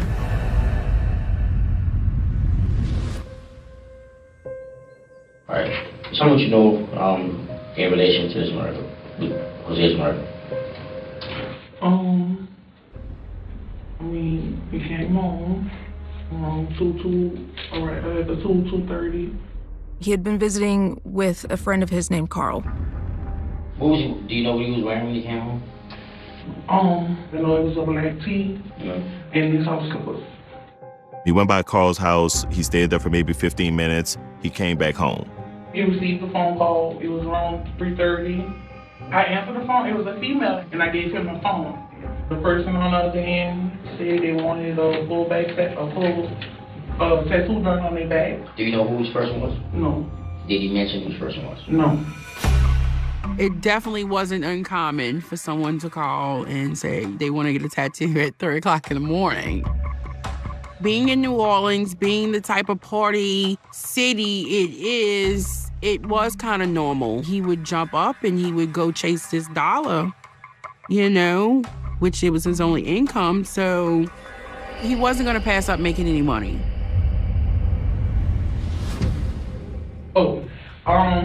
When he got off the phone, he told me he was going in the east on Sydney Place to do a tattoo, a full back tattoo.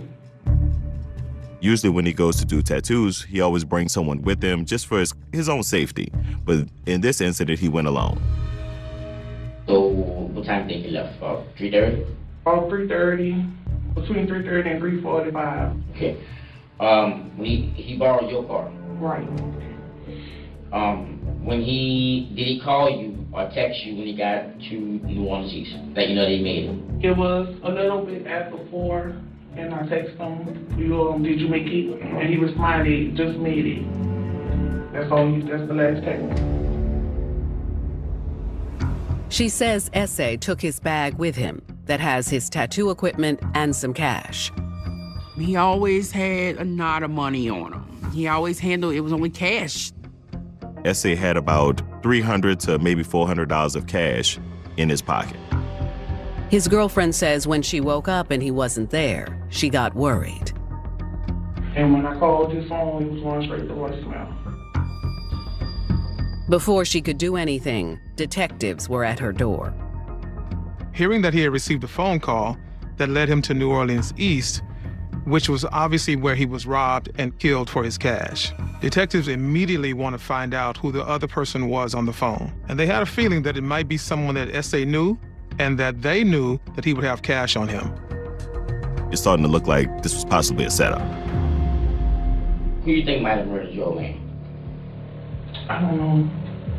I don't know nobody from Nice. I don't know what happened. Do you have any idea who was angry with him for anything? No. She provides detectives with the phone numbers of the woman who called S.A. at 3 a.m., along with S.A.'s friend, Carl, who he had visited earlier. Police run a search on a phone number tied to a mysterious woman who had called about a tattoo. While they wait for the results, detectives visit S.A.'s friend, Carl. They go and speak to Carl, and Carl says that, yeah, S.A. came over at about 2:15 that morning, and they just chit-chatted. Nothing serious. He didn't know anything about this tattoo appointment. The last thing he knows is that S.A. went home. Other than that, he had no further information about any caller or anything like that. But when the detectives asked him if he knew anyone who might have a beef with S.A., Carl admitted he might know something. Carl tells detectives that he heard on the street that S.A. was being accused of being an informant. In fact, he says he heard there was one guy who was particularly upset about it, a well-known drug dealer who goes by Naughty. Carl informs them that supposedly Naughty had received information that S.A. was talking to the police and being a confidential informant. In the streets, that's definitely a reason for someone to want to kill you. 2 hours after accusing S.A. of being an informant, this guy has his door knocked in and police are raiding his house. That event just added fuel to the fire. At this point, Carl doesn't know if Naughty is actually involved. This is something that he's been hearing in the streets. Carl said several other people accused him of being an informant as well, but Naughty was the last one.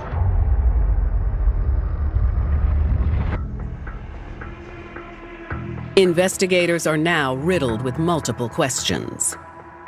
Did Naughty kill S.A.? Did he hire someone to kill S.A.?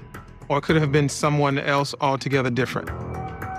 How does this woman who called S.A. fit into it all? Did she call to lure him out there? Is she the killer?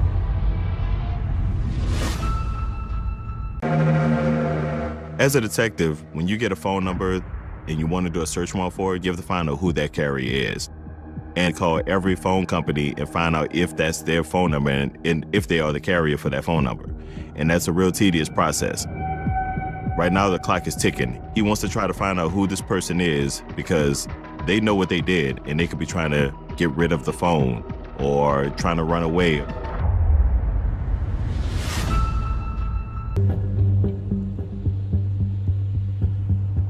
While investigating the murder of Jose S.A. Preciado on March 30th, 2012, homicide detectives with the New Orleans Police Department have just uncovered a critical piece of the puzzle. They learned from his friend Carl that S.A. had been accused of being a police informant by a local narcotics dealer named Naughty, who then had his house raided.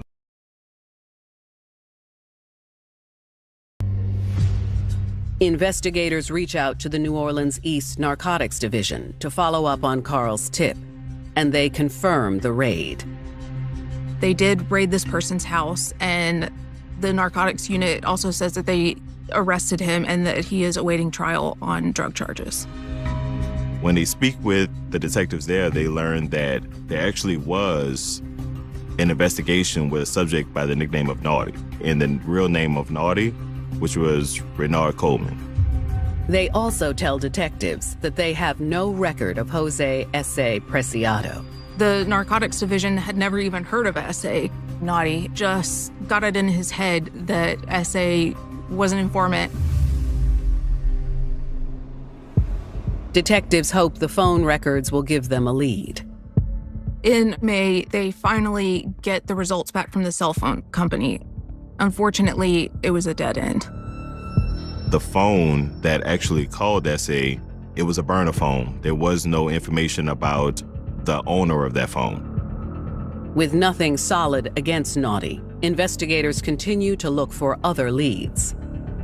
The detectives go back to the scene, they knock on doors, but unfortunately, no one gives up anything.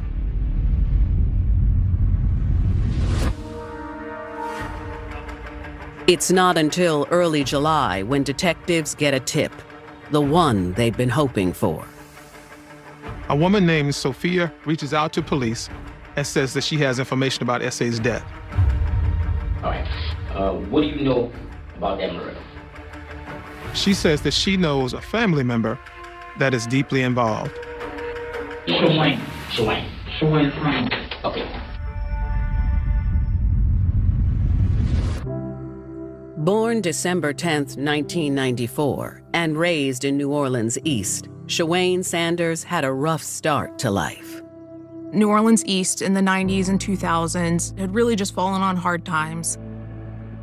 There was a lot of violent crime, a lot of drug dealing, and this is the type of environment that she grew up in. She was surrounded by it.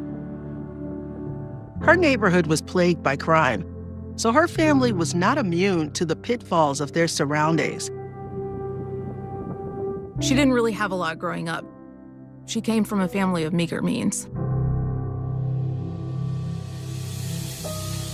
In 2005, Shawane's circumstances went from bad to worse.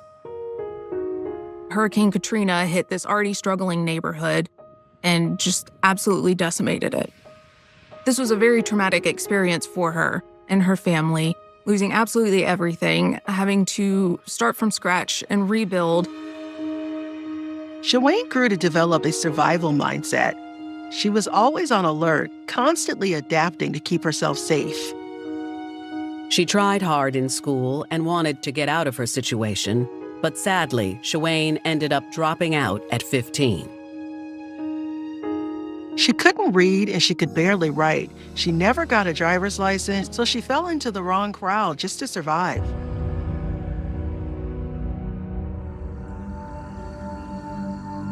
It's in this group that she meets Renard Coleman, who goes by the nickname Naughty.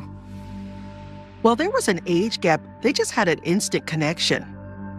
She just really liked his street savviness and his toughness and the way that everyone else kind of feared and respected him. She always felt protected by him. She really feels empowered in this position. Renard gave Shawane much more than just protection. He gave her a life of luxury. He bought her lavish gifts. He spoiled her. He really made her feel special. Coming from the background that she did, she was used to having to just scrape by and not really have any of the nicer things in life. She really felt like she was somebody with Renard. He provided a sense of stability that she hadn't had before. She was willing to do anything for him. Now, on July 3rd, 2012, detectives are speaking with Sophia, who says Shawane was involved in the murder of Jose S.A. Preciado. Sophia informs the detectives that Shawane actually admitted that she's the one that called S.A. on the phone to set up the tattoo appointment. She also informed them that she was involved with the homicide to help her boyfriend, Naughty, out. According to Sophia, it was just supposed to be a robbery. He told Shawane to go rob this guy. Later on, we found out that he said that the guy was an informant. Okay. Now, how do you know all of this? Because she told me. Who told you? Shawane. When this happened, do you know what Naughty's instructions exactly were and to who? That's when Sophia reveals everything she knows about the night S.A. was murdered in cold blood and who was responsible. She panicked and Shawane grabbed the gun from him.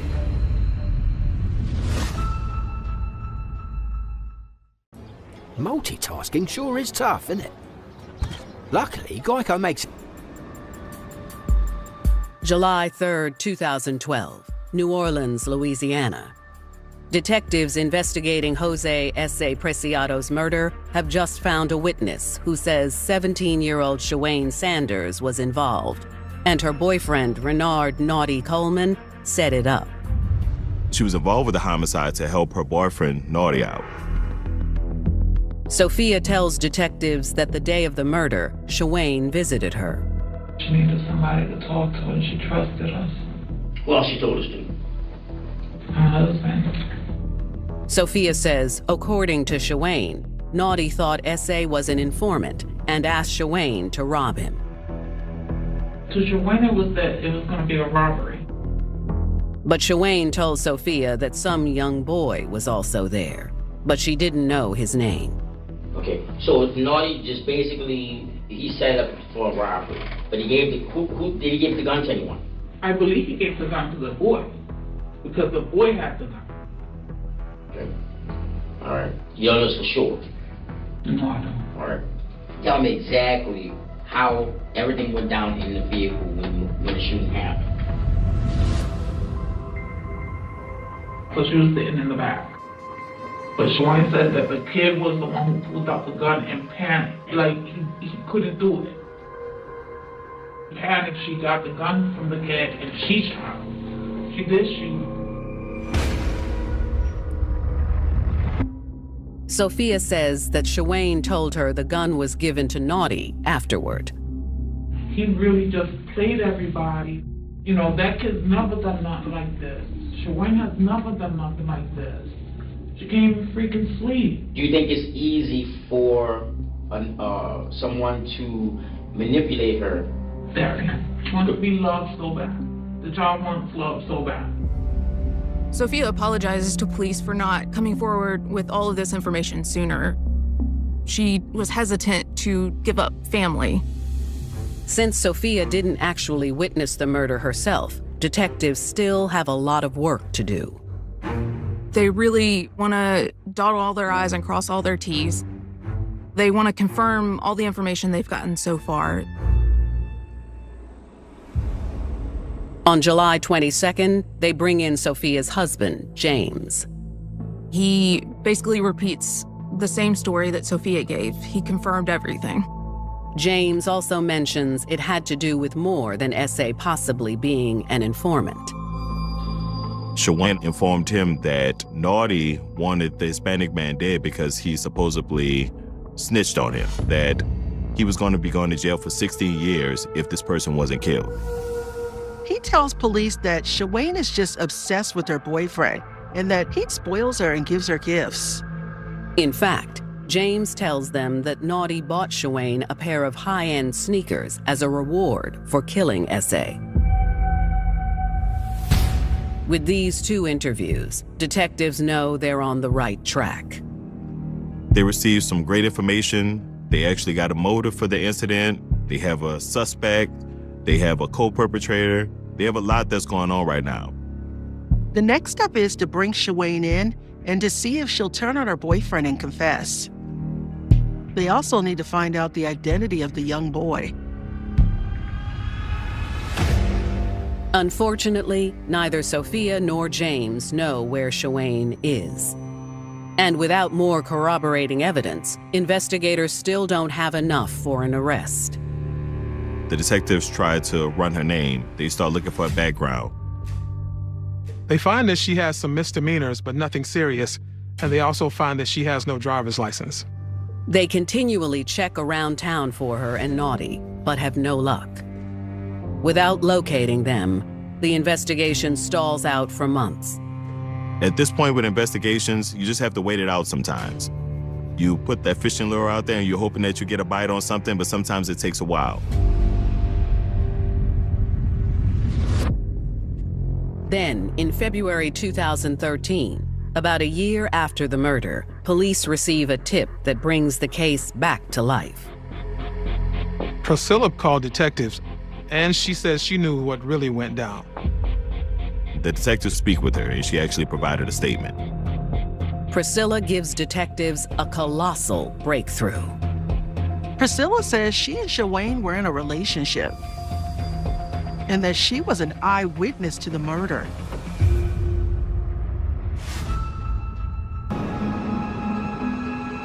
February 2013.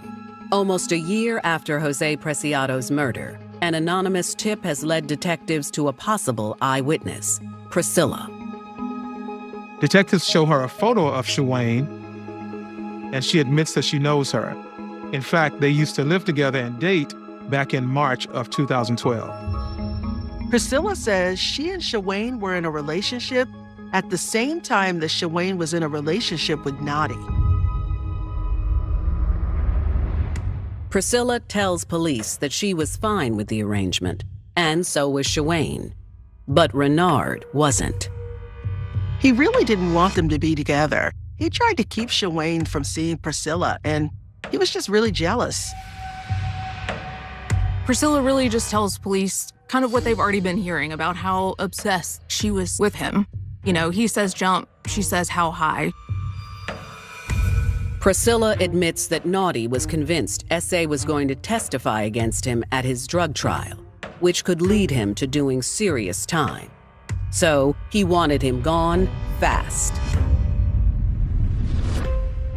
A few days before the murder actually happened, Priscilla says that he actually asked her if she would shoot S.A. for him, and she flat out refused.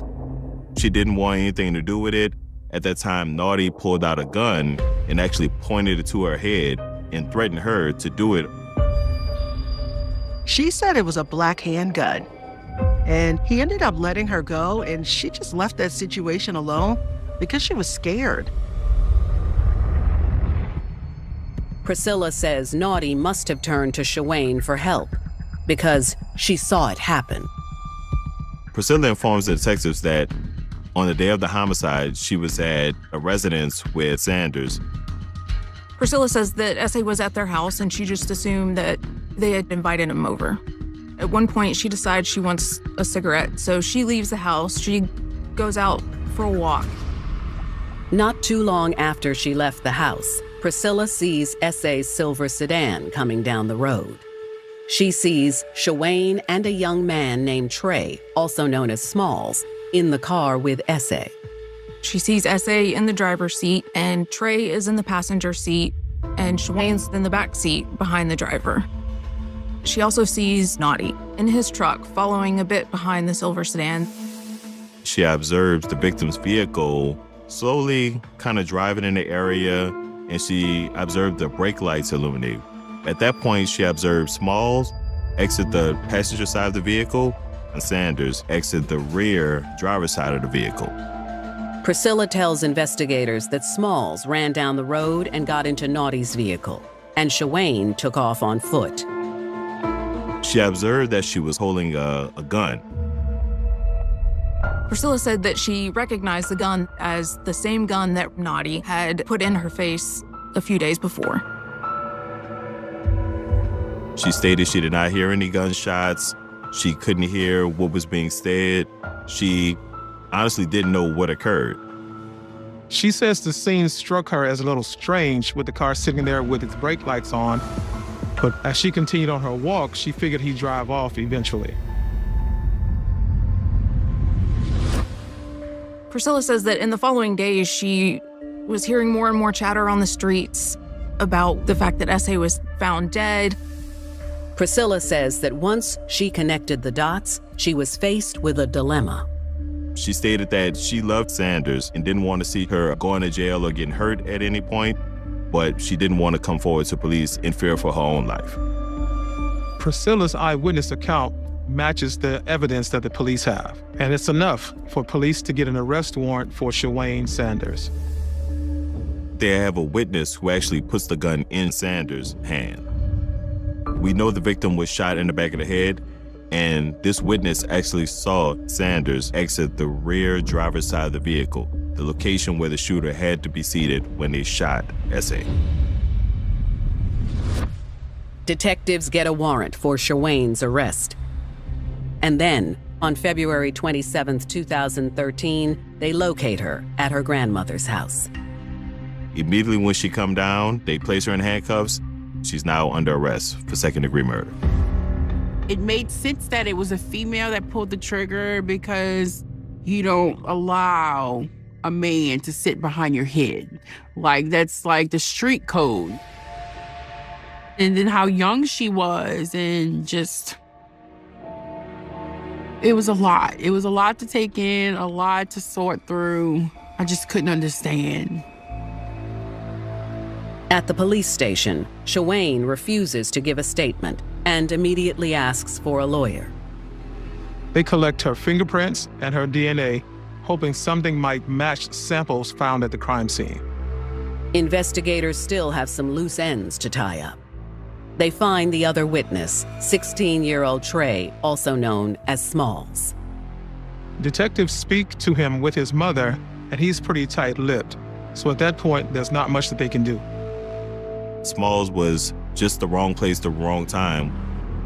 Because he was a minor and he appeared to have a minimal role in the crime, charges were eventually dropped against Trey. Police focus on the man behind the murder, Renard "Naughty" Coleman. Naughty was just as culpable as Sanders because he's the person who orchestrated the hit. He actually made a statement to a witness and then asked him to do a killing for him. So he was just as responsible. If detectives can't find him, there's a good chance he might get away with murder.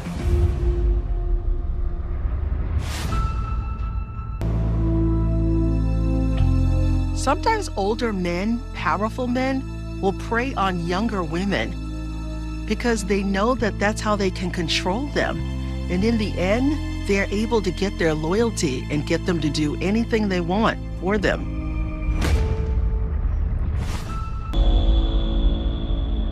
February 2013, New Orleans, Louisiana.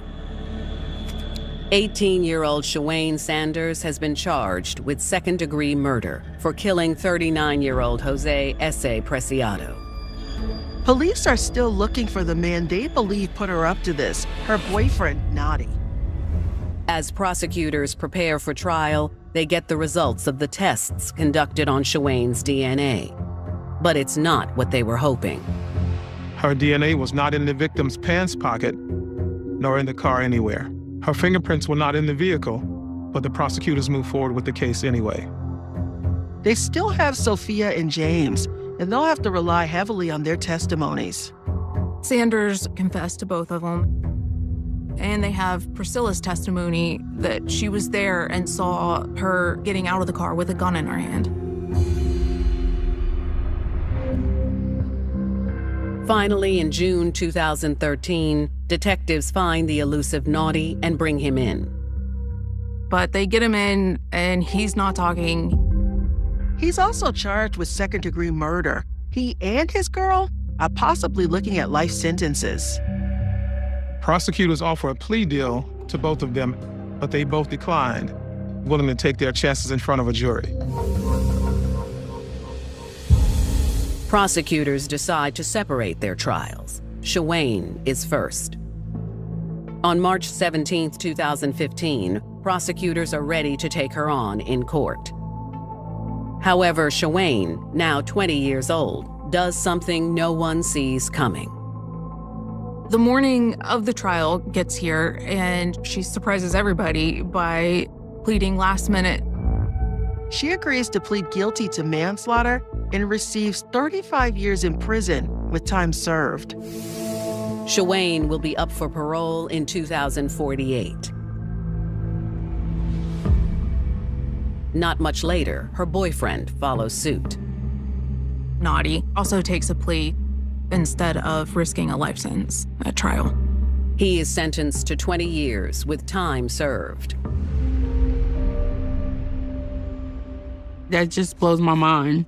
How can you take someone's life and then still have a chance to live life afterwards? Although some say justice was done, Jose's family is now left with a huge hole in their lives. He was a good guy, someone that would do anything for anybody, someone who just wanted to make people laugh. I don't know what the world's missing, but I know what my kids are missing. My kids are missing their dad. Neither Shawayne nor Renard ever confessed, but for those involved in the case, one theory remains hard to ignore. She did this for her boyfriend. He was the mastermind behind all of this. She was in love with Naughty. She would do anything for him. She did not want to see him going to jail for years. Naughty provided for her, and she didn't want to let anything happen that might risk having all of that taken away.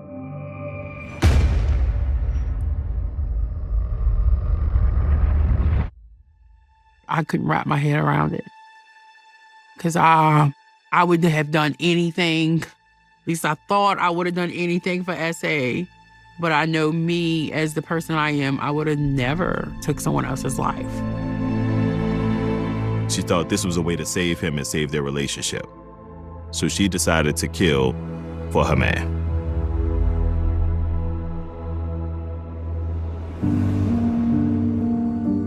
The allure of an older man showering you with gifts is hard to ignore. But not everything that glitters is gold. And it can sometimes cost you your freedom.